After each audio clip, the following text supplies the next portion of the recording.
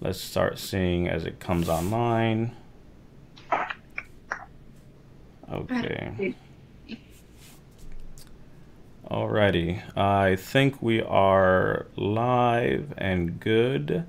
If you can hear or see us, please drop a comment. Had some technical difficulties getting on, so we'll give it a second for everyone to kind of pop in and join along. So just giving it here a second. Oops. Yep, I Me see. neither. Thank you, Pete. Can't. I see you. Okay, We don't. let me share this here.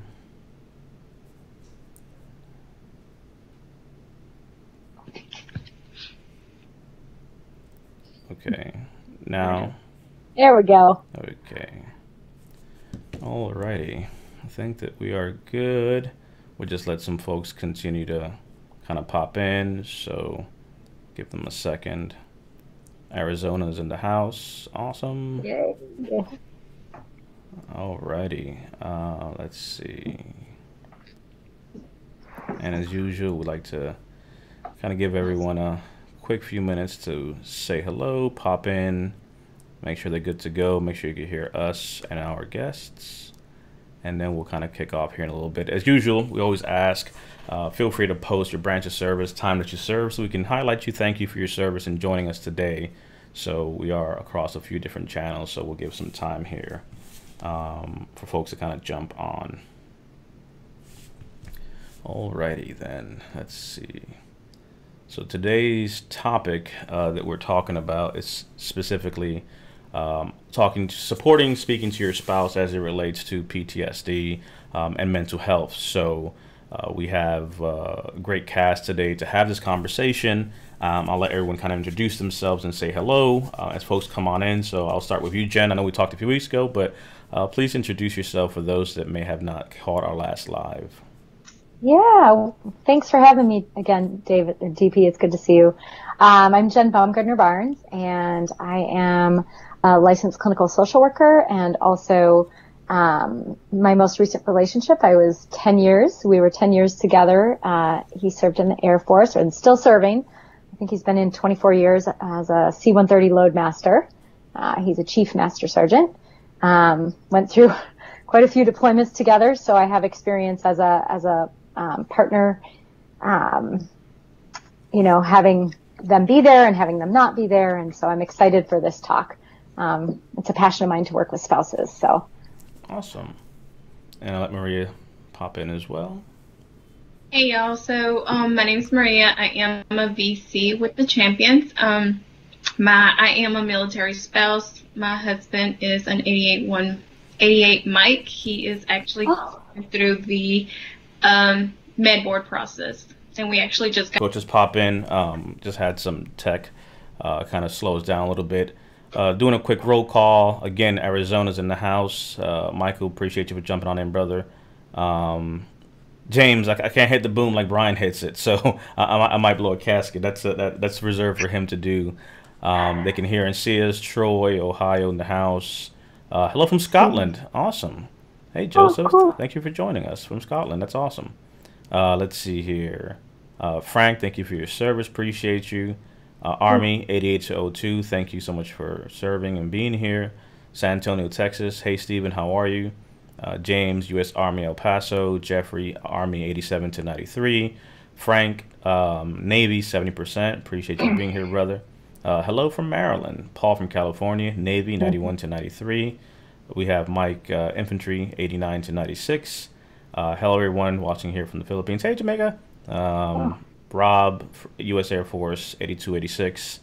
And we have Texas in the house as well. North Carolina's here. USMC 90 to 01 coming from Honolulu. So awesome. So today, to kind of begin the process of kind of speak about specifically was supporting our spouses, whether that be, your male spouse, female spouse, and so forth, through this claim process, right? Sometimes I can share that one of the biggest things that I know to be true for me, at least, is that the nexus or the impetus or the spark to get me to get help or go to the doctor many a times has not been myself, right? It's really been my spouse, who's been kind of the strong person to say, hey, you should go make an appointment, you should go do this, you should go book that, or what have you.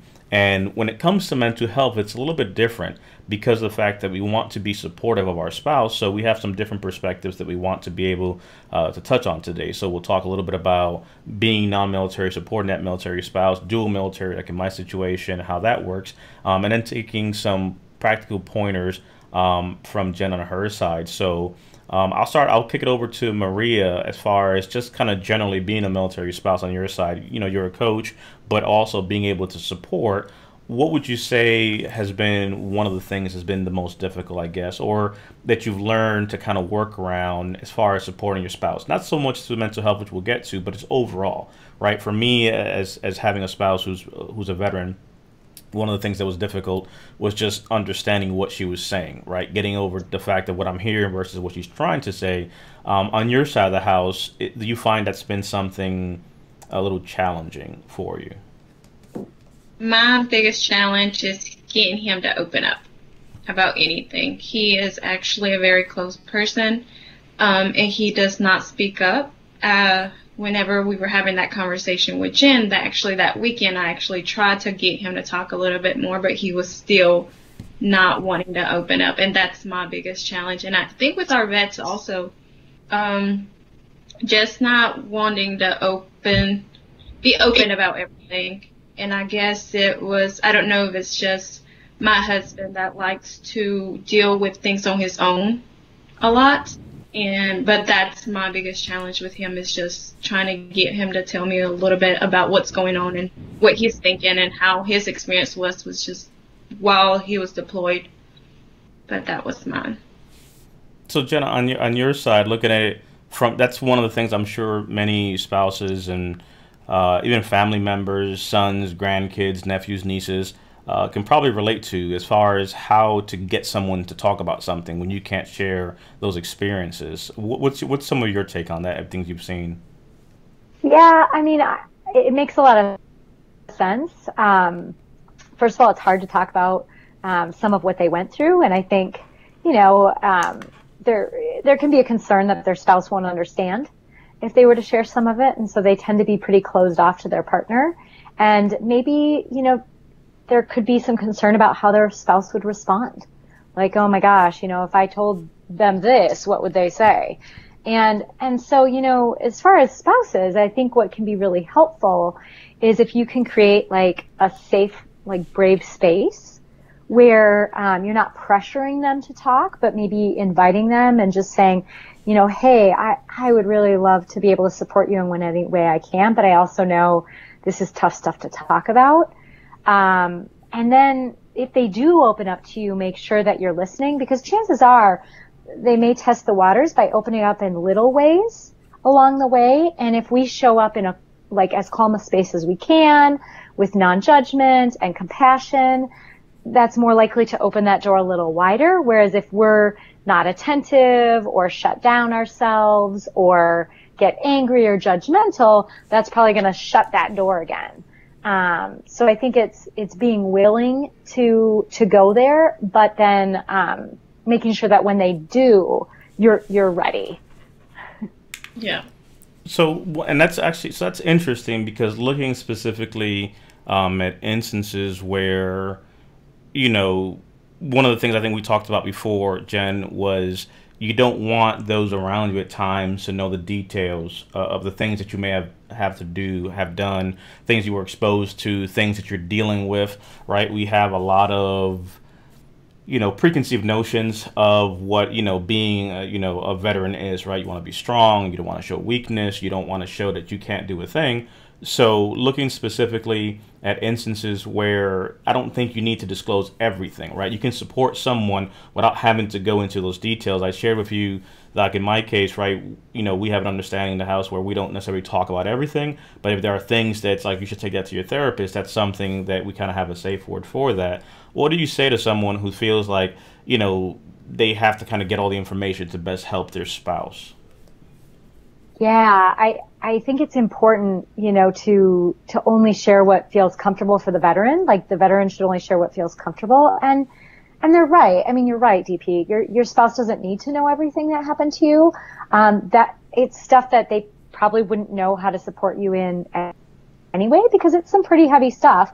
And so I think, the best thing is, you and your spouse have a system where if you were to share something that's too much, for her to be able to handle, she can say like, hey, check out your therapist, or there's like a safe word. But I think, I think that's the thing is, if you're a spouse, it's easy to like ask questions and be like, oh, what about this? What about this? And I think the agreement has to be that if the veteran isn't comfortable talking about more, that they can also voice that, like, oh gosh, I don't want to go there. And then the spouse find a way to respect that and say, okay, well, would you be willing to talk with your therapist about it? So, and I think that's powerful, because on our end, right, we're looking at specifically that point of view that many don't think has value. And by that, I mean, looking at specifically at filing a claim, that perspective, that view into your life that the spouse brings, I think is very poignant and powerful, because they get to see you at every instance of yourself, right? At your best, at your worst, in between. And let's say, for example, that, me and, Jim are good friends, and I can say I've known him, we've served, and he's been through things.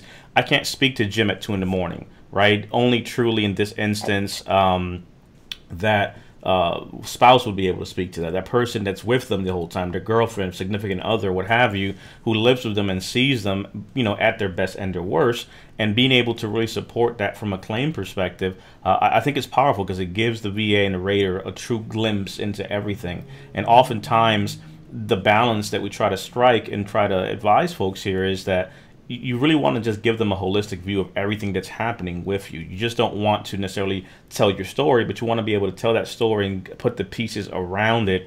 At times, that may be some information from your therapist, that may be information from your spouse, but it gives context, right? One of the things, Jen, I would say that a lot of times we've seen is the VA doesn't necessarily not want to hear that. They do, but they want to ensure that it's supplementing the argument, not telling the story fully. Right? Because sometimes it becomes the spouse wants to, let's say, make the argument, come to a CMP or something, and that information gets kind of dwindled into, okay, is the veteran speaking here, or is the spouse speaking here? Sadly, because the fact that we deal with veterans of all age groups, is it Grandpa, Bob who's speaking here, or his grandkids that are kind of pushing the narrative, right, for maybe a rating or something like that? So that's kind of the space that we're dealing with, and you really want to have a genuine conversation when you're going to apply for any kind of benefit. Before you get there, being able to understand what is happening, I think is key. I want to highlight that we also have a blog that Jen wrote to go with this live that speaks about supporting your spouse and whatnot through their journey. So putting it back to Maria, on your side of the house as a coach, what are some of the things you've seen with, let's say, veterans who have maybe had supporting statements from their spouse? What's some of the advice that you try to offer to them on your side from a coaching perspective? So I see a lot of my vets don't really communicate with their spouse as much as they should. So I always tell them it is going to be a hard subject sometimes, because you may not have that conversation with them on a day-to-day basis, or you may not even want to have it with them at all. So I let them know, pick a good time that works for both of you and talk it out. Ask them to write things that they see that you may not even be able to see, and have them write the statement. I do tell them, sometimes they're like, well, she doesn't want. I've had a situation where they're like, well, she says she doesn't want to. I'm like, let her know you don't even have to read it, that you may not even read it. It's just something that they will submit to the VA, and the VA is going to be the only ones that sees it. I do advise them to let them know, look, if you don't want me to, I won't read it.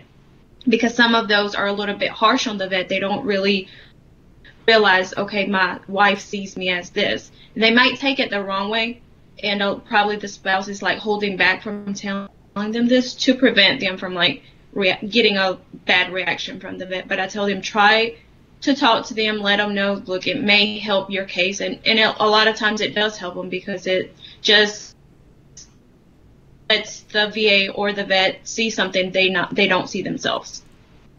But that's like a big one, is having the time, spending the time with your spouse and talk to them just to see something you may not be able to see that they see. What's one of the biggest challenges on your side, Jen, that you've seen with veterans as it just gets to the, or any trauma victims really, as it relates to getting to the point of actually speaking about what's happening, right? And working through the fact that you can get to a place of communication, care, and working through things without necessarily having to unpack every single detail. Because for many, it's like, look, Jen, I don't want to relive these things. This was back in the Gulf. This was back in Vietnam. This was before that. This was a military sexual trauma. And as a man, I don't want to speak about that. Or as a woman, I don't want to speak about those things, because they feel like I have to disclose every single detail, maybe, right, to significant other or therapist and so forth. And they feel like it's just too much to unpack in one instance. What do you do with someone who has such a chronic, compacted level of trauma, right, that are looking to actually move forward with getting care but don't know even how? Yeah, I mean, it's tough, DP, because the thing is there's a lot of vulnerability around our life stories and the trauma that's happened to us, and it takes, oh my gosh, so much courage to share that vulnerability, but sometimes it's not even necessary to share it.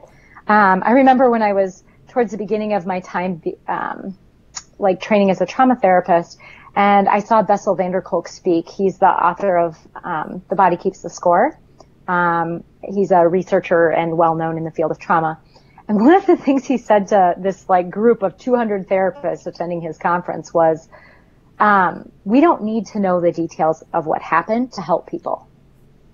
You know, through things like EMDR, IFS, sensory motor processing, so some of the other therapies we talked in our last talk, we don't have to know the details. And what he said was, and this was a little intense, he said, therapists need to get over their voyeuristic need to know the details. And I mean, that's true. We need to get over the sense of wanting to know the story. And I would say that to spouses too. Like, we don't need to know the story to help, like, you know, when I was with my partner Joe, I didn't need to know the story to be supportive of him. You know, I didn't need to know all the details. Sometimes he would tell me them because I'm a therapist, but a lot of times, even with me, no. Even though I'm a therapist. But we don't need to know that, and even your therapist doesn't need to know. It's just like a broad brush, so that when you are doing your trauma therapy, you know where you're going, like what memories you're working on and things like that. But no one really needs to know every single detail, unless you're choosing a therapy like cognitive processing therapy, which is one that the VA is big into, and I know some of the military installations are big too, but not my recommended treatment because of that, you know. So And it's funny, yes. Sorry. And I'm glad you said that, because I'm the spouse that likes to get more information. He's told me his stories and stuff, but he doesn't tell me the details. And I'm like, okay, I want more. I'm always trying to get more out of him, and I think I should. I'm glad you said that, so that way I do know, like, to try to not push so hard on that. Because I'm pretty sure I'm not the only one that wants the details on it. Yeah, even therapists do. Yeah. So one thing is funny. So one of the comments that came in, Jeffrey said, I concur. My wife has also encouraged me to get help because I've always guarded my emotions, military experiences.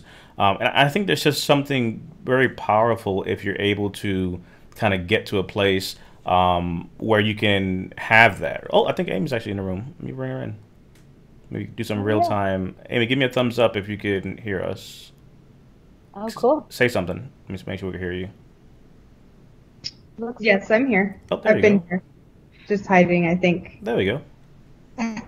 Yay. There we go. Now we're cooking. So, Amy, on your side of the house, you kind of heard a few of the things we're talking about. What are some of the things you've seen on your end as a coach, trying to help veterans kind of better say their story and what they're dealing with and going through on your end?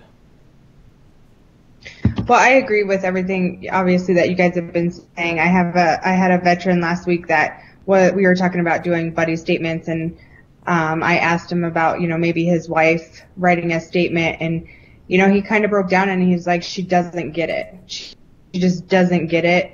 I can't talk to her about it. And that's part of his hesitation to move forward, is that she has come from a pretty well upbringing. She's a nurse and she hasn't really experienced any sort of trauma herself, and they weren't married when he was active duty, and he was dealing with some of the stuff, afterwards, and he tries to explain it, and her thought process is just like, he's a respiratory therapist now, but her thought process is like, you just need to deal with it. And so he feels like he doesn't have that support from a spouse. It's frustrating for him because, he feels like he needs that from her, and it's a huge contention of, and she's actually gone to the point of saying, which we totally, absolutely are against anybody that feels this way, but, like you have your arms, you have your legs, you have a job, you're taking advantage of the system because there's so many other people that need it,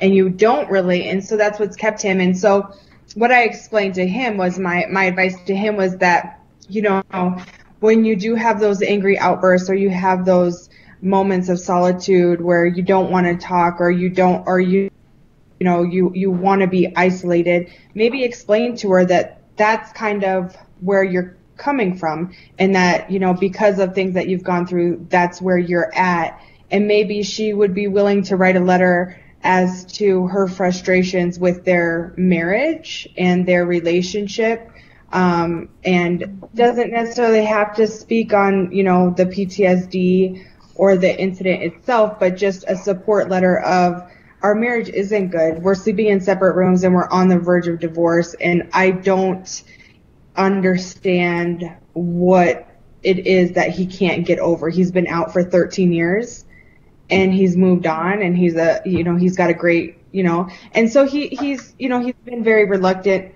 to do it, and it's a sensitive subject. He has not told her what it was. It was an MST case for him, unfortunately, when he was deployed by a higher ranking person.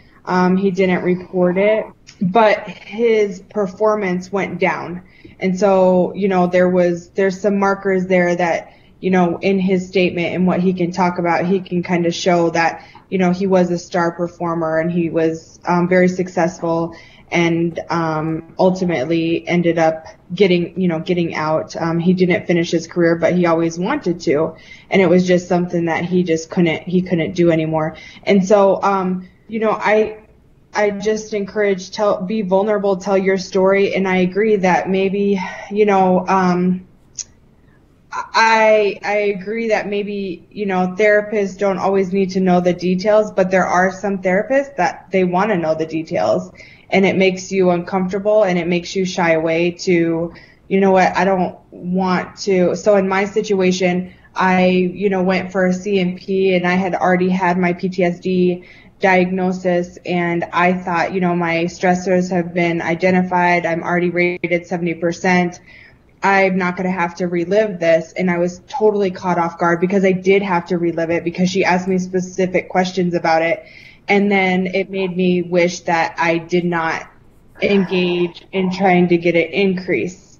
So, it's tough, and, just being supportive, and maybe trying to tell your spouse, like, this is, you may not understand it, but it does have a significant effect on me, which is having a significant effect as a spouse and, father, mother, whatever. Yeah. Jen. Well, so I was going to say a few things. Amy, you make such great points. And I think this is a really good time to talk about the need for spouses to go into therapy as well. Because it sounds like this spouse needs some education, particularly on how trauma is trauma. Trauma doesn't know time. So our bodies store trauma, and trauma is not oriented to the present moment. That's part of the problem, is that, things like post-traumatic stress, they are only problems because we're not living in the present. It's a disorder of not being in the present. And so the fact of the matter is it's totally irrelevant that it happened 13 years ago because his body thinks it's still happening. And so this is a great opportunity for that spouse to like go get her own therapy with a trauma therapist, not just a regular therapist who maybe doesn't know that, but with someone who specializes in trauma, so that then that therapist can explain this to her and be like, look, I get you are frustrated. Like, this is hard. And the reality is his body doesn't know, like literally doesn't know that this has stopped. His nervous system is still responding. That's why PTSD can impact us 5, 10, 15, 30, 50, 100 years later if we live that long, you know? And so this is a great time, you know, I think for her to get some help and support so that she can feel heard, but also get some education on like, you know, how she can be compassionate.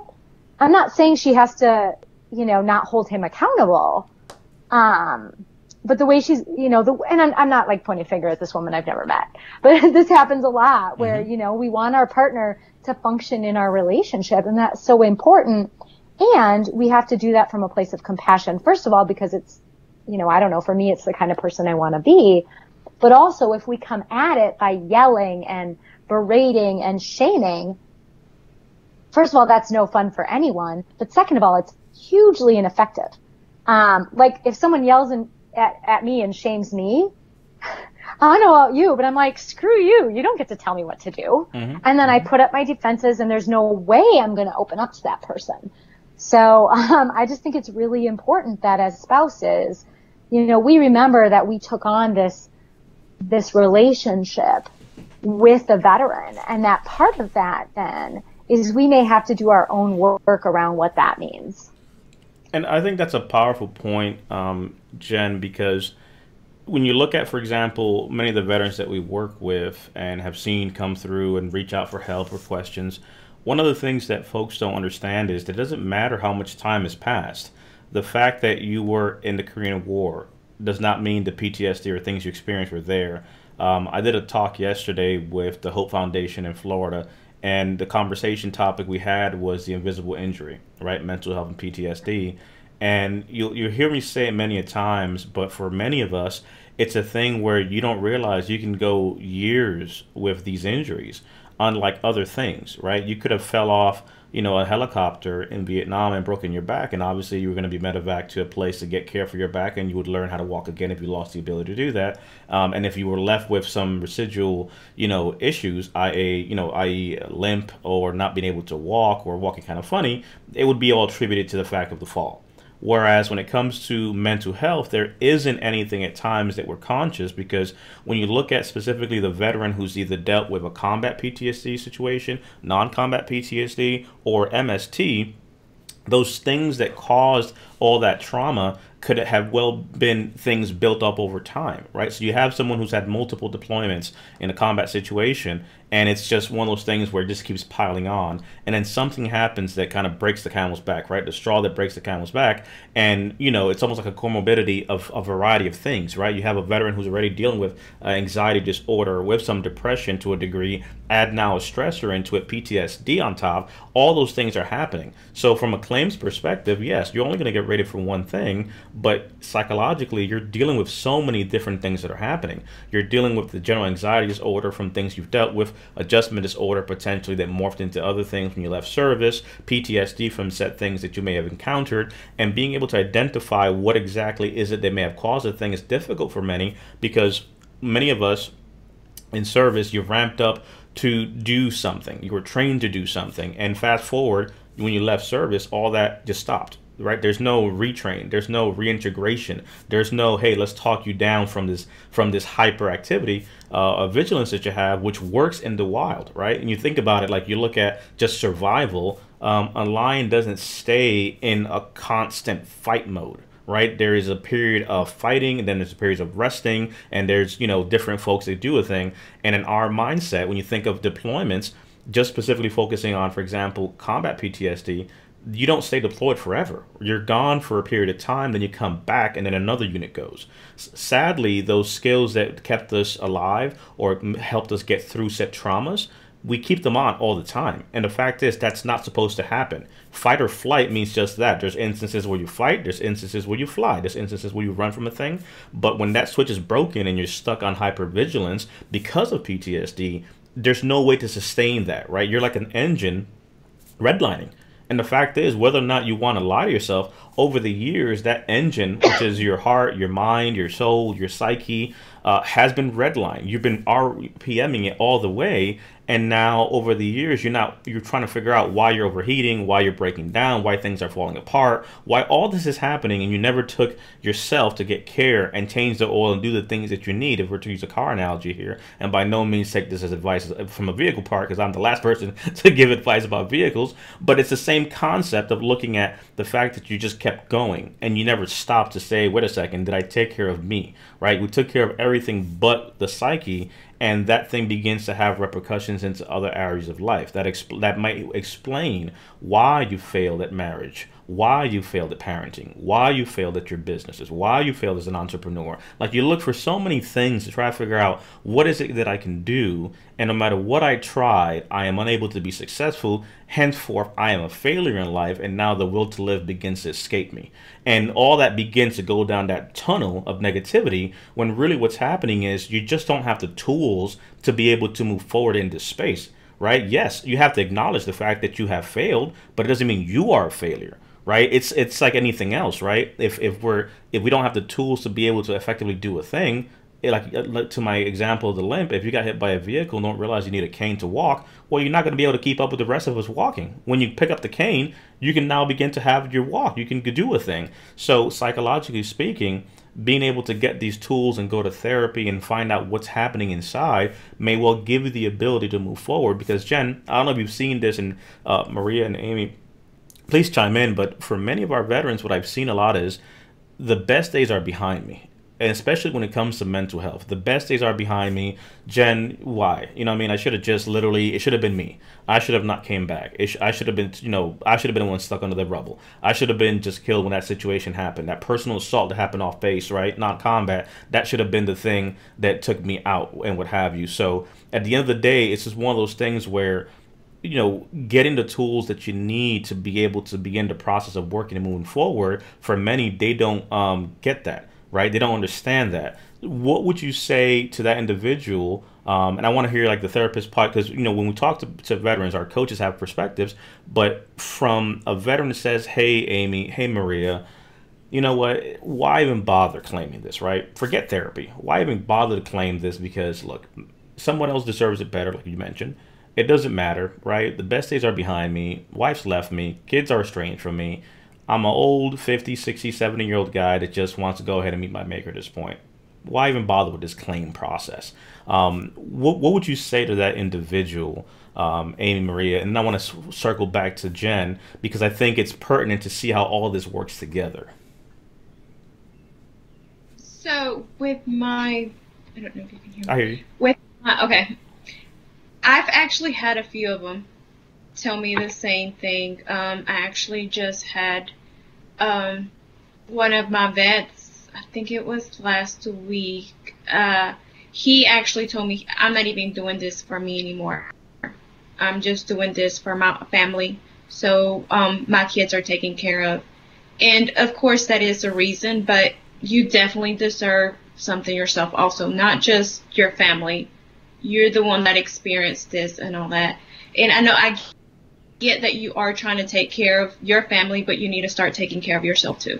You've gone too long without, because he hasn't even seek treatment and he's like in his late 70s. So it's been years since he's been seeking treatment. So it's time to start taking care of yourself and stop thinking about other people, because even though you are older, you still deserve the help. Amy, on your side?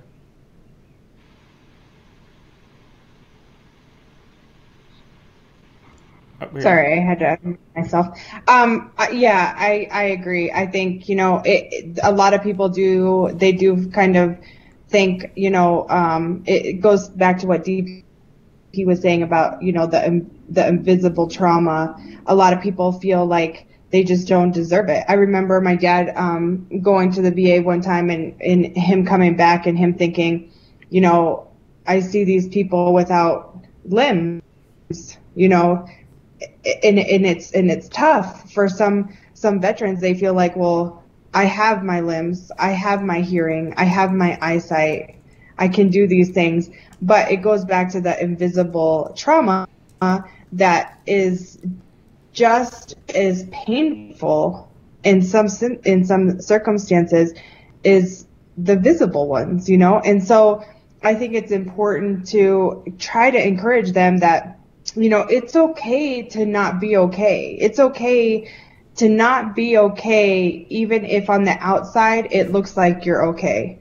And a lot of people, they can look at you and think, well, there's nothing wrong with you, but, they don't know what you're going through on the inside. And I think that, encouraging vets to understand that, some things, and I will say, PTSD, combat, non-combat, my PTSD is a MST PTSD, so I was never in combat. But there's some people, and I have friends, I have one friend in particular that she refuses to try to, increase her PTSD, but she saw some stuff over there that I don't think our minds and bodies are ever supposed to see. And to try to, deal with that inside on your own, it brings you down a really dark hole in a lot of times. And I think just, encouraging them that, don't be that judge. Go talk to someone, get some help, get some validation, understand why you're feeling. And I hear so many people say, kind of to what like DP was talking about, is it's years where they're like, I couldn't hold a job. I couldn't, I had a failed relationship. I've filed bankruptcy. My kids don't talk to me. I talked to one guy last week who is an MST. 30 years ago, this happened. He has a 25-year-old daughter that he's never met and a 32-year-old son that the last time he saw him was when he was 2, left his wife and just couldn't handle it. And he's been on his own. He's homeless. And now he's like, I gotta get help. But back then, especially being, in his situation, he's like, I'm an African-American man. Nobody's going to believe me. This happened 30 years ago. You don't talk about this stuff. You just have to deal with it. And he's like, but if I don't do something, I'm going to die. I'm on the streets. I'm doing drugs. I want to meet my family. I want to meet my kids. Mm-hmm. And trying to reach out to his wife to get a letter to say, yeah, he went crazy, mm-hmm. And so it's like encouraging them like, hey, you know what? It's okay not to be okay. And it's okay to get help. And it's okay to say that you need to get help and to not be ashamed of that or afraid of that. And I've gone through my own situations where I've been ashamed or I've been afraid or I don't want to be judged or I've been questioned like, well, if you have these issues, and something that was really personal to me that I have seen a lot of people talk about too is when you're with somebody that maybe doesn't understand, like your spouse doesn't understand what you've gone through, what your PTSD is. And then they want to hold it against you and maybe even question, are you a fit parent since you have PTSD? Are you a fit parent since you're on medication to help with your depression? Are you a fit parent because you're on medication? So, it was even said out loud that, well, if you weren't able to protect yourself against somebody, how can you protect my kids? And that makes you go in this, tunnel and say, okay, well, I'm just going to be quiet and I'm not going to get help and I'm just going to, pretend everything is okay. And that's the worst thing that you can do. And I think, I think to that point, Amy, that's also the misconceptions really that plague us. One quick point that kind of came up here, Rashida brought up, was maybe they need to start taking self-care as serious as training in the field. And I will tell you that, they definitely need to begin the process of prioritizing self-care. And I think for the most part, the military is beginning to move in that space. I can speak from personal knowledge, having, nephews and nieces in service currently right now. As things are happening, they're real big to say, get in contact with mental health, go see someone, you're assigned someone. So they are doing these things. However, now it's up to us to look for those that didn't get those services, didn't get that consideration. I want to segue real quick to Jen. One thing that Maria brought up and Amy brought up that I think is key here is, and I'm personally of the mindset to say, I don't care what your reason is, just find something, hold on to it, and get to that care. Even if you don't care for yourself and you're like, I'm just going to do this for my kids to make sure they have something, that at least gets the process going, because at the minimum, it gets you in a room with someone like Jen or a therapist to begin the process to hopefully give you the tools and examine and value that you truly will take care of them when you start to work on the inside. On your side, Jen, what are some of the things you've seen or what you would add from the therapist side? Again, like we always said before, this doesn't constitute medical opinion or medical advice. Please seek a professional therapist, psychiatrist, and so forth. This is basically us veterans having a conversation, and Jen has graciously sat with us to have a conversation to give you some ideas of things that you may want to take back to your therapist to inquire about. Yeah, I mean, there's so many pieces here. I think a big piece is shame. And the shame can come certainly from any kind of sexual abuse, military sexual trauma for sure, because service members are taught that they're strong and courageous and brave. And, and then on top of it, there's shame about, oh, well, this person lost their leg when they were blown up and they're working, but I can't. And, and I think the important thing is to recognize, first of all, what I would say to anyone who's experienced military sexual trauma, you did protect yourself. You protected yourself by surviving. You can't always stop someone else from attacking you, but the way that you have protected yourself, if you lived through that experience, your nervous system was able to help you survive. Can you say that again? Because I think that's really powerful. For folks to understand. So you're saying for those people that have made it through, survive, because I like the term survivors of MST, right? You're alive, you're still here. Say that again, because I think that may have gone over people's head, and I think it's a powerful statement. Yeah, I think a lot of times we think, oh, if someone sexually assaulted us, that we somehow are defective, that we didn't protect ourselves. And the reality is you survived it, so you did protect yourself. There are people who don't survive that, and not just because, they're like killed by the attacker, but like literally their brains can't tolerate it. If you want, I'll share a little technical language. Your dorsal vagal system, if you want to look up what I'm talking about, you can read about polyvagal theory on my website or somewhere else. But your dorsal vagal system was there to help shut you down so you could survive it. And if your nervous system hadn't have done that, you wouldn't have survived. So what I would argue is that if you've survived that or any trauma, you have protected yourself. Because not everyone survives from trauma. Even if you came out with PTSD or an enormous amount of shame, which is really common with sexual trauma, especially with men. Women too, for sure. But men, there's a whole nother layer about societal expectations of men and sexuality and all that. And so like the shame is just enormous. But even with other trauma, you survived, and I would say, I've worked with a lot of veterans who lost a lot of buddies, right? Whether they lost their buddies in battle or they lost their buddies, to suicide after. I notice a lot of survivor guilt. And so like, why should I be here? All I have is PTSD, but they lost an arm or a leg or, they had major TBIs or whatever.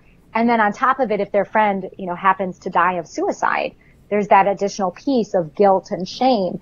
And what I would say to that is, I don't know that it's for any of us to choose how our life goes. Right? And I get that that's got to be incredibly helpless feeling. And the guilt about, oh my God, my buddy survived and I didn't, must be huge. But that's something we can help you with in therapy, is sorting through that. And, you know, I don't know, maybe one reason that you choose to take care of yourself is to honor your buddies. You know, like, I can honor the sacrifice of my, you know, fellow people in combat or in non-combat, right? Like, I can honor them by taking care of myself. And then, you know, as Maria said, sometimes it's hard to get people motivated to take care of themselves. So you start with, like, oh, I'm like that 78-year-old. I'm doing this for my kid. I'm doing this for my, you know, my kids, my grandchildren. But then eventually, as they're getting treatment and as they're healing, because you can heal at any age, just like, you know, you know, you can go see an orthopedic surgeon at any age for a foot problem from wearing your boots. You can go see a therapist for like EMDR, for example, at any age and still heal. So having that plan, I'm going to heal for these people, then you start to create space in your life to enjoy it, and then you start healing for yourself. And I think that's powerful. One of the comments that came through that I think was interesting, thank you for sharing it, was great info. This might help me better understand relationships, which I'm terrible at. And I think that really many of us can relate to that, right? I don't think we're just naturally predisposed to be able to do a lot of things in life. And then when we experience trauma or have certain limitations and issues, right, now in turn, that limits us that much more. So I think really having conversations like this begin the process. We have a link to the blog that Jen provided for us as well. That's being linked around. I also put the link on the bottom if you want to be able to reach out to Maria or Amy for work. One of the things that that I'm very proud of is our team. We have a variety of veterans, various times that they've all served. Like Amy shared, she's a military sexual trauma survivor. We have a male veteran coach who also is a survivor of military sexual trauma. So for many individuals, sometimes being able to just talk to someone who understands. I can tell you that for some veterans at times, they may not want to talk to a therapist, but if they're able to at least talk, let's say, to Amy or talk to Maria or talk to, you know, Kenneth, for example, and say, well, I just want to talk to someone who gets it. And then from there say, okay, well, how did you get through this, right? And literally that conversation of saying, look, we're at the point of talking. This is great. Now we have to take it to the next level. The next step here is being able to get the help you need, because to center it back to the claim process, you're not going to truly give yourself any help, or you're doing yourself a disservice if you don't know what you're dealing with and those around you don't have the tools to help you. Because really all that this compensation and rating business is about really is recognizing that, for example, if I were to take here Amy as an example, because of the things she's experienced and the trauma she's been through, she has been stripped and robbed of the ability to do things. I think Rashida made a good point in the comments and said PTSD is like the robber of the past and the future at times because of what has happened, right? The things you cannot take back or do. If I find it, I'll put it up here. But to the example of saying, here it is right here. She said PTSD is a robber, not in the present, not in the not in the future. You can't have those things. And if in Amy's case, for example, she has lost the ability because of her trauma and things she's experienced, the compensation rating looks at being able to understand that this has limited her, but it also give her the ability to get that care, right? Getting that compensation rating gives you access to be able to get help, right? To be able to not have to come out of pocket and pay for something per se. And the compensation aspect maybe is going to supplement the inability to be able to work with others, right? When you look at a disability, for many, this has been gone on for so far that really it's almost like for many, it might not bring you back to where you used to be, but it means that we could at least stop the damage of what's happening, right? And I want to get your take on that, Jen, here in a second, but I would say for many, you know, you can, I always look at it personally to where I don't want to go back to relive a thing or my past, right? I want to get the tools to move forward and recreate a new me, because everything that's led to this point has created me and given me the ability to be where I am. So for those of us that live in the past, being able to get this help to move forward, I think is ideal. But for those that have had all these things compacted for so long, they may not have the ability to truly, be functional in some areas, right? You may be able to regain some things, but you may realistically have limitations, right? And that's what a disability really looks at. But again, it doesn't mean that you yourself are unable. It means you have a disability. It means you have an impairment, but it doesn't mean that you are unable, right? Sometimes I think we kind of put those two things together. I'm disabled, I cannot do. I'm unable. That's not what that says. It means you have a disability, you have a limitation, you have an impairment. In the psychological side of the house, it's at times it's both occupational and social in time, because I think sometimes we forget the social aspect, right? At work I have all these limitations and impairments, but socially, how does that affect the kids, marriage, and so forth? So to the Amy example, you've missed out on a lot of things that you were supposed to give, right? The goodness that is in Amy now, all of a sudden, sadly, is unable to naturally flow to her children and those around her and relationships that she might want to create, but without the tools. Now, with therapy, with the tools, she can begin to rebuild those bridges to hopefully give of herself to her children and be able to be of of use in that capacity. What would you say to that, Jen? 'Cause I think sometimes folks don't see that. They don't see the fact that you can have a limitation, you can have an impairment, you can have a disability, but it doesn't mean that you can't move forward and recreate a new thing. You may not be able to do what you used to do, but if I were to use an example of someone who can't run anymore, it doesn't mean that you can't do other things, right? You see people who play basketball wheelchairs. There's other things you can do, but you have to get to the point of working on what you have. What would you say to that? Yeah, I think some of it requires a sense of hope. And just the idea that you can do something else. I do want to, I don't know if it's okay. I want to speak to what Keith said. I think it was Keith who said, I'm really bad at relationships. And one of the things I want to say about that is if you look at the diagnostic criteria for PTSD, so like what us people look at to diagnose you with PTSD, a bunch of the symptoms are related to difficulty connecting with people, difficulty having loving feelings, challenges in relationships. And the reason that is when you think about that fight or flight response, that is a response that is supposed to come on, like DP said, short term to get you to safety. Relationships aren't important in that response, only to the extent that they help you all get to safety. But just like you're not concerned about digesting your food in that state or learning calculus or fighting off the flu bug, you're also not concerned about close connected relationships, and vulnerability is not an interest when you're in your fight or flight response. And PTSD, a lot of times people are chronically in their fight or flight response. So I just want to speak to that. So if, people are thinking like Keith, yeah, I suck at relationships too. I would argue maybe it isn't that you suck at relationships. Maybe it's that your PTSD is creating challenges for you, much like DP said.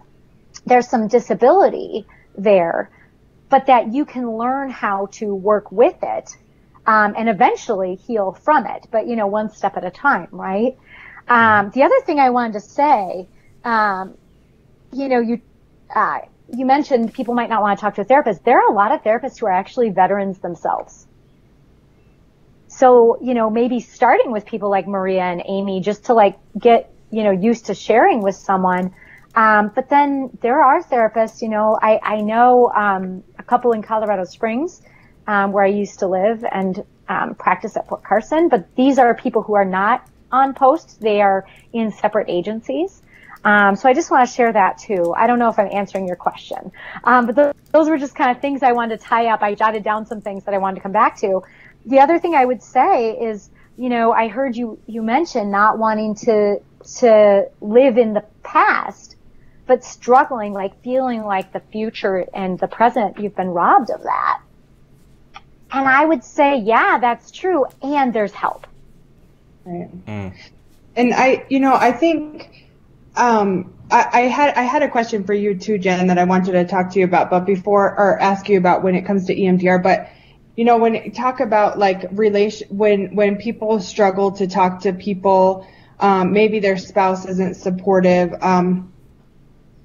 like in my situation, I'm obviously, I'm divorced and I have 3 amazing kids, and I feel like I'm, what I am good at, I think, is being a mom. I love my kids. They're my everything. And I'm in a bubble, and it's kind of a joke with some of my friends that, you know, I don't do anything. I don't ever leave my house. My son's old enough to drive and do things. And, you know, when people ask about like, oh, you know, how's it going? I'm like, you know, I've been practicing this COVID for years. This is great for me. Like, I have no issues. But I do want to say that, you know, sometimes your support systems might not always be your family, you know, or who you can talk to. And sometimes, you know, like I just talked to my dad about it for the first time in January, and that was tough. That was tough for him, you know, and he doesn't you know, he wished that I would have told him, and he wanted to be that support. But, you know, sometimes it's like you don't want to inflict that, because I know what that was going to do to my dad. I know how it was going to affect him. And I'm sure to this day it significantly affects him still, you know, but it was part of, you know, a conversation that it just flowed, and I ended up telling him. But I wanted to say that I have two amazing friends, Jeannie and Lamont, and they were just here for a week, and I've known them for a long time. They were traveling through going to California, and they know of my struggles. They've known me very well. They're very, very sensitive to, I don't talk to a lot of people about things, and especially, you know, I kind of joke about it, but they're very sensitive to me not leaving my house and me not wanting to be around people. And instead of giving me a hard time about it or putting me down about it, they're very good at supporting, like, hey, how are you feeling? Like, what do you think? You know, I kind of looked at this, and I kind of, you know, there's not that many people here, and we were driving somewhere, and they're just amazing people and very in tune with me. And I was sitting in the front with Lamont, and he said, you know, so how are you doing? You know, how are you feeling? And I was like, good. And he's like, so how are you feeling with things? You know, and it kind of made me think, like, I want to be positive. I want to be encouraging, and it was just so the right questions, but not to put me down, not to say like, well, you know, you really should get out a lot more with your kids because your kids could benefit by going on more hikes, you know. But it was just kind of like, what do you think helps, and how, you know, how are you feeling, what is helping? And, you know, and it kind of gave me a little bit of hope. It kind of gave me a little bit of, you know, encouragement in, you know, and I can't quote exactly the things that they say, but the way that they say it is they make me feel like I'm a survivor. They make me feel like you are conquering your fears, whatever they are, and for whatever reason they are. And I was even telling them, I can't really explain to you exactly why I do not want to go out in public. It's still a work in progress, right?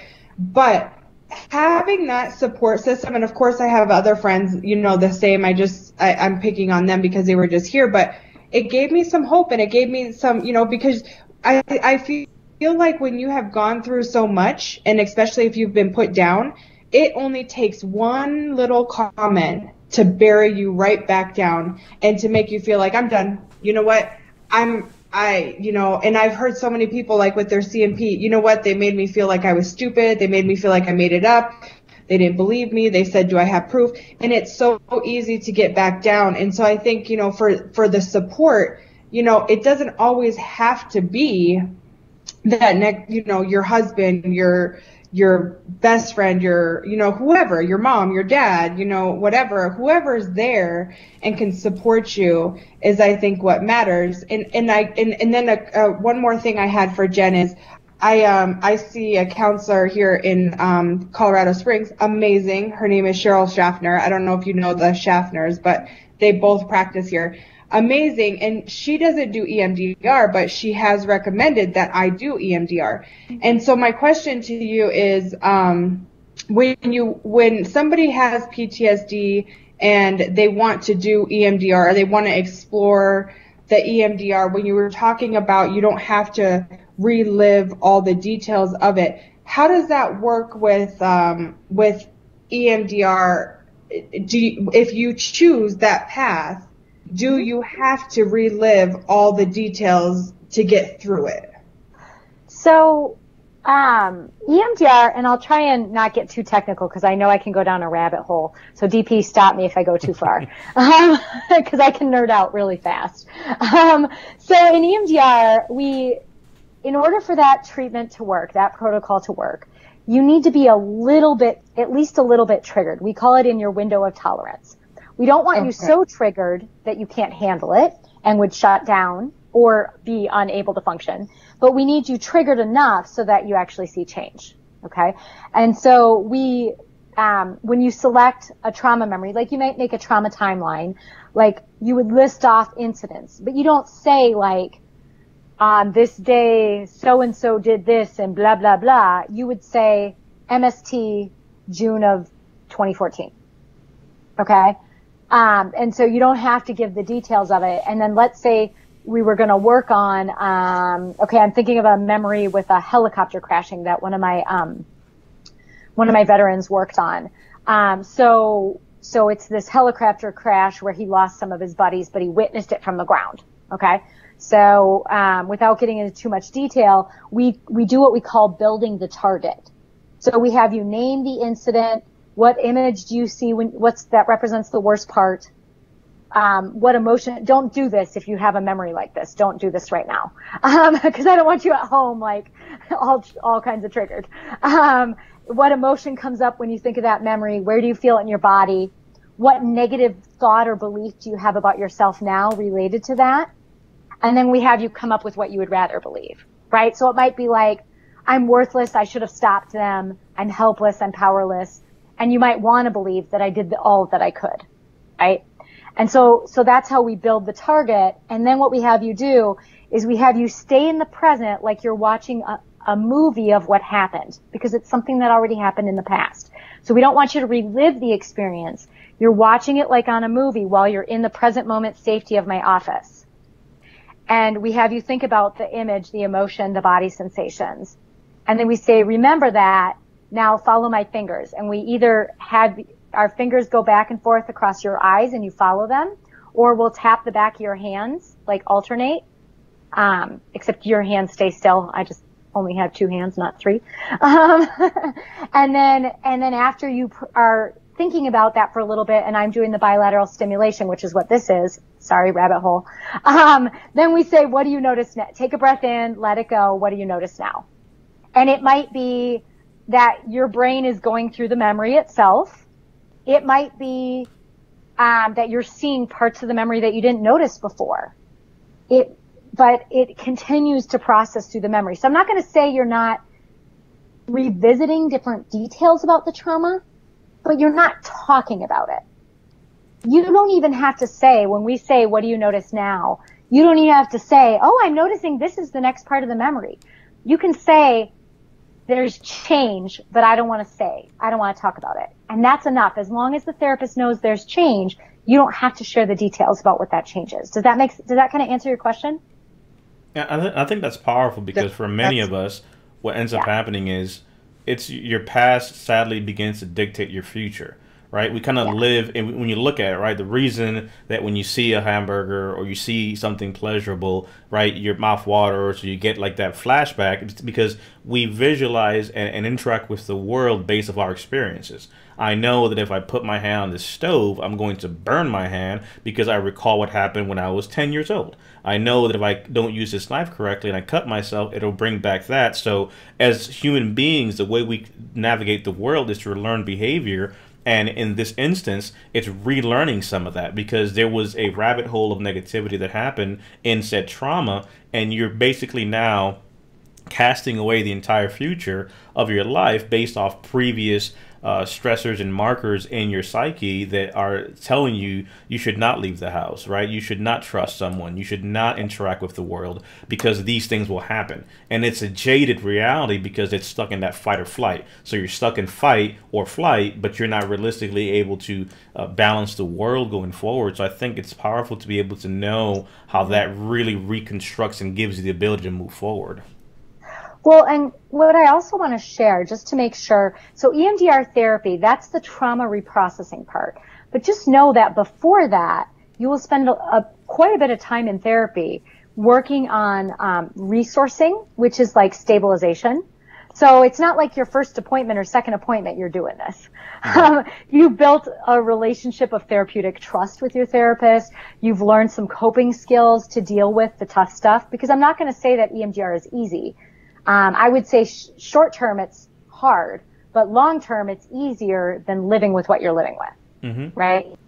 Maria, and what I want to share, real quick, what I want to share too is what I see, and this is what's so exciting, is as you work on these memories and as we go through several sets of like, okay, do this, what do you notice now, whatever, what people start to say is, it wasn't my fault.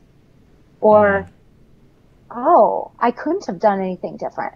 And their brain does the work because of this thing that we call bilateral stimulation. And that's what the eye movements are, or the tapping, whichever one you do. Sometimes you hold little things that vibrate in your hands. So just know that's an option. But what's really cool is you start to see people's cognition shift. And then you ask, like, how much distress do you feel when you remember that? And they're like, I don't feel any distress. Like, I still remembered what happened, but the pain of it isn't there.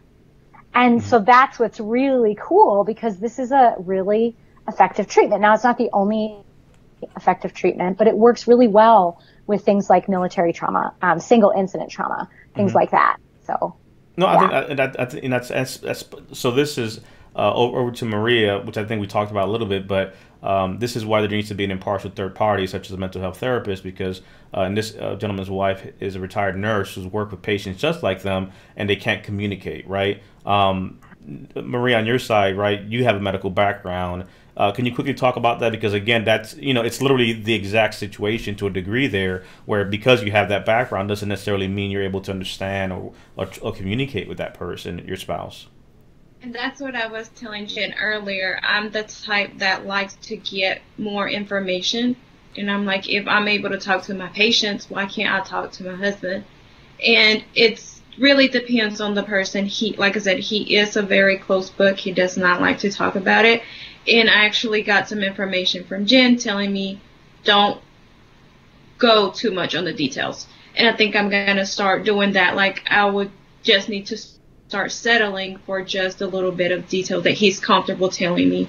And he was, I know whenever he got back from deployment, it was a lot worse than what it has been. But I don't want him to bury everything now and then later down the road it comes back. And that's another thing. So I think talking to your spouse and letting them know, look, I'm going to tell you something, and I'm not going to tell you everything, but just try to prepare yourself. I think a little bit at a time would help. And that's what I'm going to start doing with my husband too, just trying to see what he feels comfortable telling me and start with that first, instead of just trying to get all the information from him all at once, because I'm pretty sure it's painful, and it's not like I've been through that. And I can't really relate to it, but I still want him to be able to share, so he won't just not talk about it and just later down the road just burst out from one little thing. And I think that's a good point, because that's, we did talk about it earlier, but it was just good to kind of bring up that comment that kind of related to it. I have one question that came up, and if you guys have any questions, we're going to do a 5-minute countdown here to get some questions in as we're kind of coming into the hour mark here. Hello to everybody in YouTube world. A few folks have some great comments and just kind of checking in. One thing that I would share, and then I'll pop a question that came up, which is pretty good here. I'll let you take a look at it so you can read it while I just share this piece here, Jen. When we're dealing with being a man, right, who's experienced trauma, it is difficult to not be that man, right? It's difficult to not be that provider, that protector, that person that has it all and has everything figured out, right? I have the ability to do and, make my way and provide for those in my care. And to be vulnerable to a place of being able to tell your spouse that something is wrong and you need help, it's difficult, right? I make no qualms to say I've mastered that, but I think if I were to be realistic and honest, that's one of the most difficult things. It's being able to put away the ego and say, I need help. And this extends beyond mental health. This goes to anything, right? If you go to a place where you lost dexterity and you're unable to do things with your hand and having to ask for help, In my case, for example, I have ulnar cubital tunnel syndrome. So like I can't feel, for example, my pinkies and my ring fingers. So these fingers, I can't feel them. And I have both hands, so bilateral, which means that I like doing lives because I can talk. If I have to type something, it literally takes forever to fix things, and you see me moving things around because I can't feel my fingers when I'm typing. So even simple things like asking for help to do certain things, right? I'm still not going to do it. At this point, it's just like, well, let me help you with that. And even though I know they're coming from a place, whether it be my spouse or my kids, to help, right, it's still a ego check, right, of I can do this still, knowing good and well I cannot do this. I can't feel the jar that I'm trying to open. It doesn't work. I'm unable to do a thing, and that's a psychological thing to work through.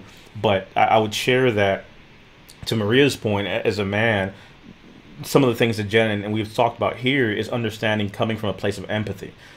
Something that I would share with all of you is readbacks, and by readback I mean being able to really say exactly what is being communicated. So full disclaimer, I'm a veteran, my spouse is a veteran, so we're dual military, dual, you know, both of us have PTSD, so we're dealing with a whole different set of things, and many veterans can relate to that. But one of the things that I would offer is that as a man, it's hard to ask for help. As a woman, you know, asking for help, the man feels in a way like I have failed, right? Because when I see my spouse dealing with things, it's as a protector, why couldn't I have shielded her from said things? As a provider, why can't I fix said thing? And that's a hard part for many men to work through, or the person that takes that role, right? Regardless of your orientation or relationship, if you are that provider, protector, you know, figure, part of that masculinity to a degree at times is being able to fix things that are broken and make it better. And when it comes to some of these traumas, you can't do that, right? Which, to Amy's point, comes to the father figure, right? Like, I wish I would have known this because I wanted to protect my baby girl, and the reality is I can't. So this could be your spouse, this could be your daughter, this could be your son, this could be your granddaughter. It doesn't matter. We have these innate natural responses of how to treat someone or try to be there, but when it comes to some of these traumas, we can't undo any of that. But we can be empathetic to be able to help them get through these things and get the help that they need. And part of that is coming from a place of non-judgment, right? And for many, it might mean having a conversation again of saying, you know, I know we've been together for 20 years, but if I'm going to truly help you with this, we have to start over again. What I'm saying to you today is this. I know you think I'm saying that. And that readback to me is saying, for example, in my case, you know, this is what I'm saying. What do you think I'm saying? Well, what I'm hearing is you're challenging me and you're attacking me. And it's like, no, I'm not doing that, right? So, for example, like we took a drive to get some breakfast, and it was like, hey, I can't leave the car right now. Do you mind going into the store and getting this thing? And the response was, I did it last time. And in my mind, all I read, right, was, well, why don't you go because I did it last time? Whereas on her side, what she was saying, no problem, I went in there last time, I can go, right? So even something like that where it was just having to stop and just say, you know, because it wasn't like she came across with a tone. It was simply like, you know, I went last time.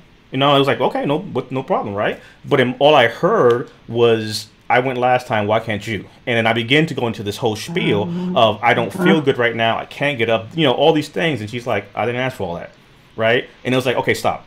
What did you say? Because what I heard was this, right? And again, it's an imperfect process, but it's being able to talk through that. So for many spouses and relationships and people who are trying to help someone, you have to sometimes reconstruct communication, because I'm used to hearing what I've heard for the past 10, 15, 20, 30, 40 years. In your terms, you have to almost stop and say, okay, Amy, what are you saying? I hear what you're saying, but I need you to understand that the way I'm taking this, I'm going to start to react, right? So I want to become combative now, when in reality is there's nothing to be combative about. It's just learning how I accept things, how I interpret things based off my stigma. Because if I ask for help, I'm thinking that you're looking down on me, that you are saying I'm less of a man, that I don't have the ability to do certain things. So I've already created all these preconceived notions. So no matter how you say said thing, that's how I'm reading it. So being able to speak to that truth and kind of get a readback of exactly what's being said, it's truly the only way we're going to be able to communicate and work through things. So assisting your spouse beyond the claim, but being able to truly help them means that I can't fix the past, I can't fix you, but I can be supportive in your journey, which means that I have to be supportive. To Maria's point, I'm not here to get all the details. I'm not here to know all that. In my life, for example, it's we might have a disagreement or something's happening. Hey, take that to your therapist, right? And sometimes accountability means that when I'm coming back from my therapy appointment, the question is, hey, did you tell her about that blow up on the weekend? Did you talk about this thing that happened on Monday? Because those are things to talk about, right? So I'm not disclosing all the details, but if I'm dealing with things, that accountability of being able to say, hey, make sure you do these things, I think it's powerful. So if you can kind of answer to that point, and then Vince had that one question I brought up that I want to share that as just, some lessons learned I think would be useful for some out there to get a read back. But here, for example, Vince shared for going into a CMP, and for many, right, talking about these things, to your point, right, because the CMP aspect is I'm going here to talk about something, but now I have to relive some of it, share some details maybe, and that may trigger things. So what would you say are some practical points that you would share, Jen, on your side for that, as far as kind of staying in the moment and not, letting that go too far? You see what I'm saying? Yeah. So I think what I hear, I think it was Vince. Yes. I think what I understand is that, oh yeah, there we go. It's Vince.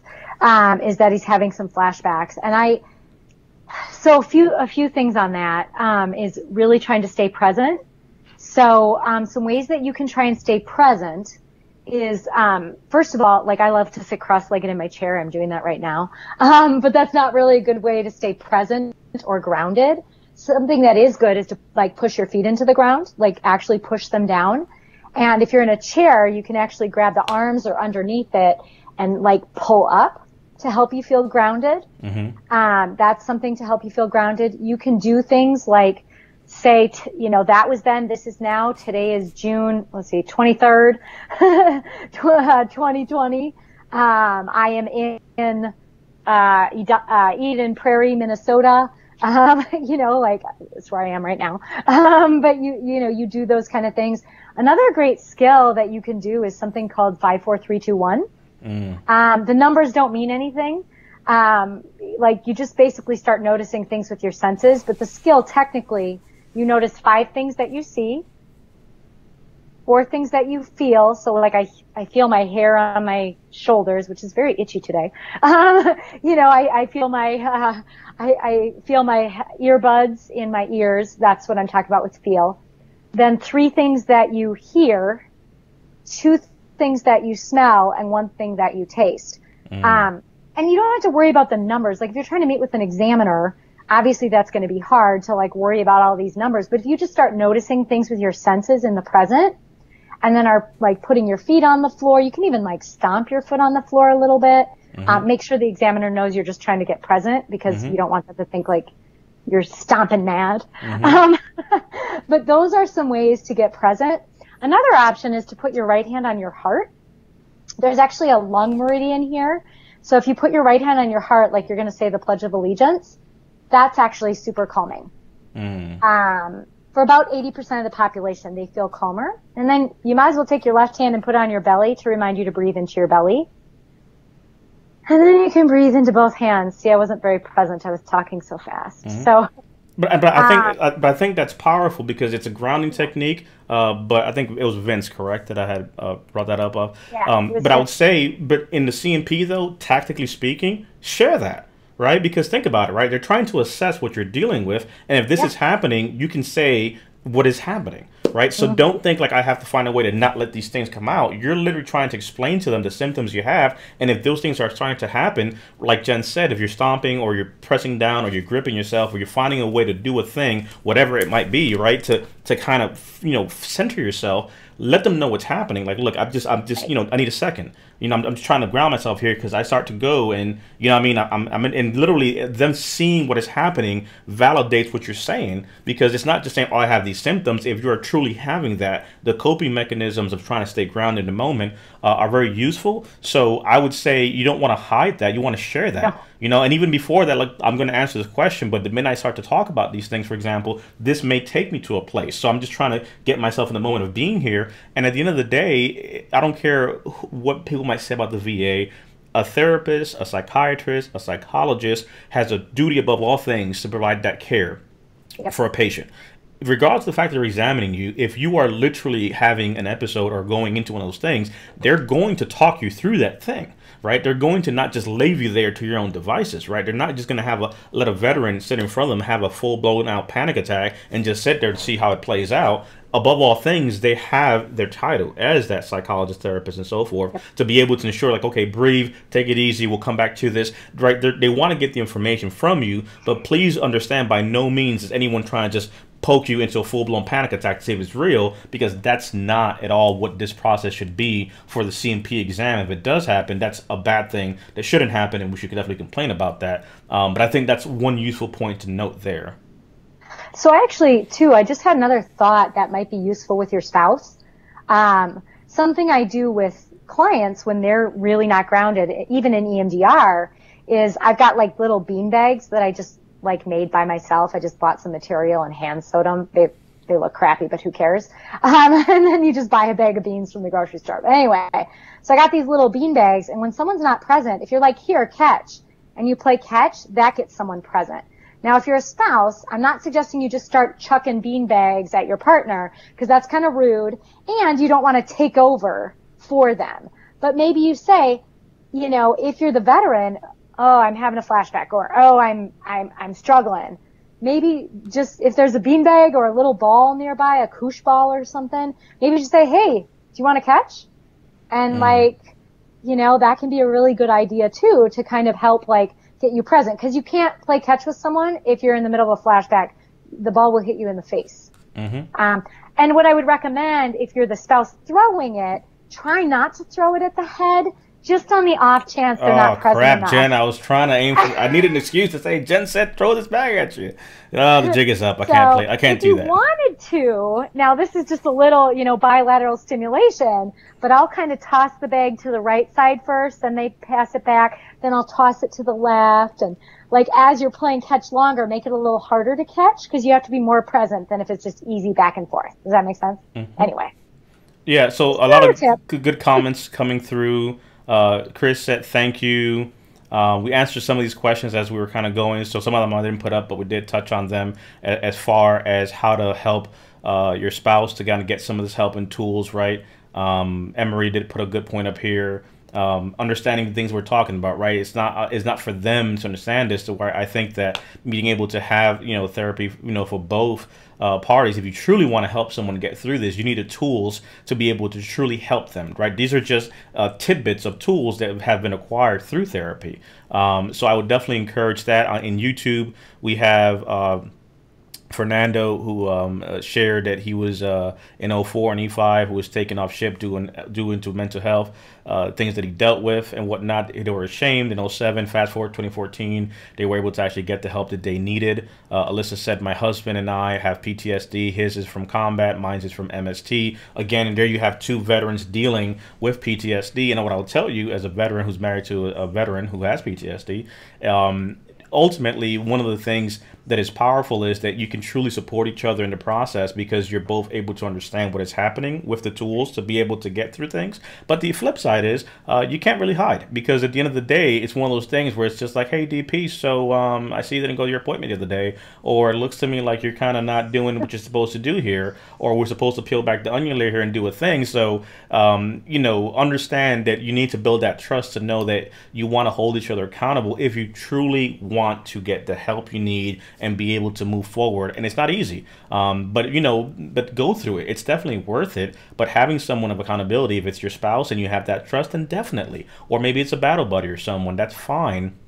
But great points that kind of came up there. Hiram, thank you. Lisa's been posting some of the links to the blogs. If you guys have seen it, make a point to check that in the comments section. We'll also link that with a video as well. Abraham from Wyoming saying hello. Vince said thank you. He has to go. His battery was dying on his end. I already said that Chris said thanks. Rashida, thank you for your comments. The brain is amazing. It truly is. And a lot of this work goes to that point. Let's see here. Can you get PTSD? Yeah, and I'll answer very quickly, Fred.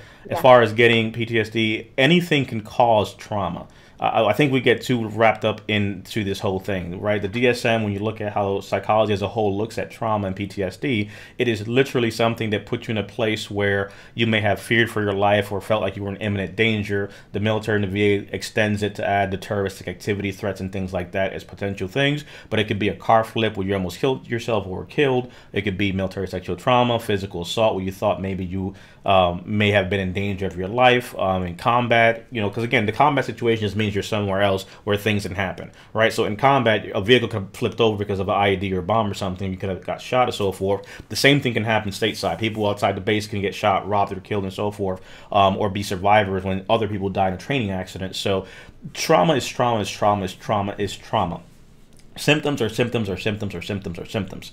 And I stress that because the biggest problem that we have as we close here is that veterans get stuck in this whole peacocking thing, right? Well, you think you had a bad aim in your side of the house. Well, let me tell you about me in the Army. Well, Maria, well, let me tell you what she did to her. It doesn't matter. The reason that you see me ask here, what's your period of service and your branches, because that's all I really care about. I only care about that you served and your time. I don't care about your rank. I don't care about your job because it's irrelevant in the grand scheme of things. Because sadly, sometimes that becomes our calling card to say, well, the chef had it worse or less worse than the infantry guy. A stressor for an infantry guy, a stressor for a chef is still a stressor. And if they experience that trauma, the psyche doesn't understand, well, I'm infantry, I shouldn't feel this way. Or I'm a chef, I shouldn't feel that way. Trauma is trauma is trauma. Your job is irrelevant of the trauma, right? A person who gets shot as a chef or as an infantryman or as an admin clerk got shot and had trauma. So I stress that because we tend to add these layers that don't exist.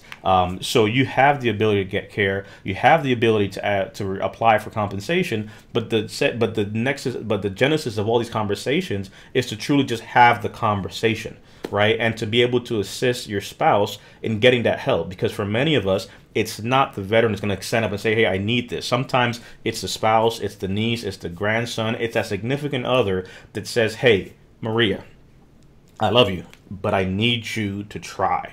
If not for you, do it for me. And sometimes it might be Bob's grandchild. Maybe that grandchild is the only thing that can get through Gramps. And guess what? Let that be the thing that begins the conversation to get the help that they need to hopefully save their life. Because just because they're breathing doesn't mean that they're living. Many people are just zombies in a shell. And one thing I've always said is they took off the uniform, but they've kept that emotional and psychological camouflage. So they literally are just blending in, hiding in plain sight, but they truly never came back from the trauma, whether it was in Iraq, or Vietnam, or it was a MST situation or personal assault. Once that thing happened, they never truly snapped out of it. So they're stuck in that place where for many individuals, they don't understand what's happening because they're not in the moment.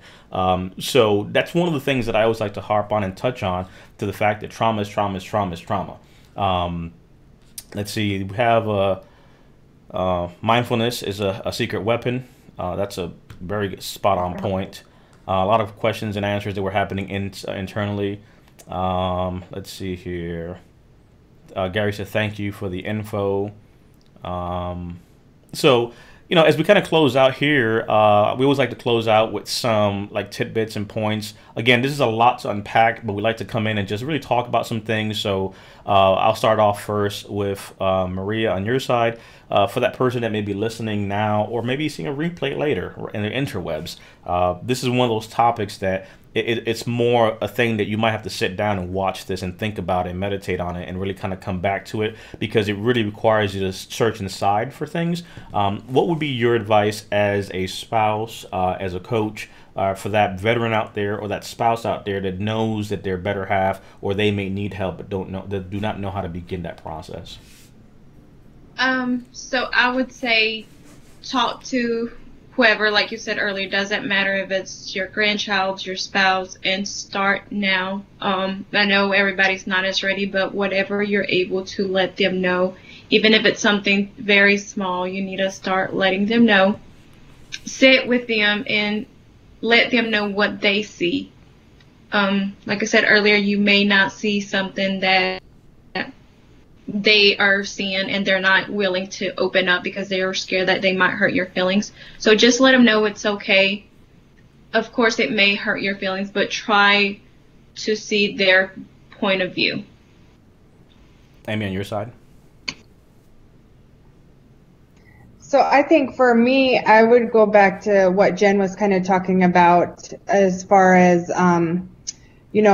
encouraging people that they are a survivor, and that, you don't have to, get out of that victim role and transition into that survival mode, and know that, you've come this far, and just to keep going, and to, whoever it is, a friend, a relative, a counselor, a psychologist, a psychiatrist, whoever it is that you can open up, maybe a coach, maybe that's a start. Maybe it's a start to, that encouragement to understand that, one, you're not alone, and two, you're taking the first steps by, making the phone call, making the appointment. And I love how she talked about, being a survivor, that, okay, yeah, you did survive it. You're not stuck there anymore. And I remember, I think I actually might have even told DP this, that, one of my biggest fears of trying to re-talk about my situation for my own personal CMP was that I felt like when I talked about it, it put me back in the victim role, and I really struggled with that.